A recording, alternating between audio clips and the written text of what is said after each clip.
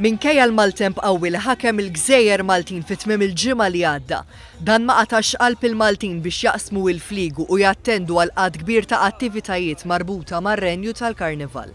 ċifri li kiseb One News juru illi fit-tmiem il-ġimgħa li għadda l-kumpanija GoZo Channel għamlet total ta' 330 vjaġġ, fejn b'kollox il-vapuri waslu aktar minn 33,900 persuna lejn il-gżira ta' Tletoljiet. Fil-fatt, il-kumpanija ħadmet bla waqfin biex tlaħħaq mal-kjuwiet kbar ta' karozzi li nġemgħu fiċ-ċirkewwa. Fil-fatt, il-vapuri tal-GoZo Channel għamlu 68 vjaġġ ieħor mhux skedati, dan bilan li titnaqqas il-ħin ta' stennija.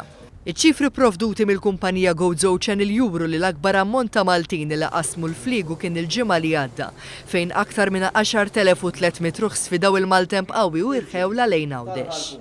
Il-kap eżekuttiv tal-Assoċjazzjoni tat-Turiżmu f'Għawdex Joe Muscat qal illi minkejja il-maltemp kien il-protagonist ewlieni fit-tmiem il-ġimgħa li għadda, kienu ħafna li estendew il-btala tagħhom għal jum ta' tnejn, bit-total ta' Maltini li niżlu lura lejn Malta laħaq aktar minn 8,300. Iżda jibqa' l-fatt li Għawdex għadu d-destinazzjoni favorita mal-Maltin fejn jidħol il-Karnival.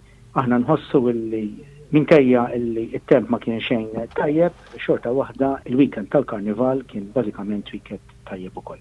Dawn iċ-ċifri juru li l-qasam tal-akkomodazzjoni f'Għawdex kellu xogħol qawwi kemm fejn jidħlu farmhouses u appartamenti, kif ukoll il-lukandi li kienu mimlijin daqs bajda, b'mod partikolari miż-żagħżagħ Maltin li fittxew il-Karnival spontanju tan-nadur.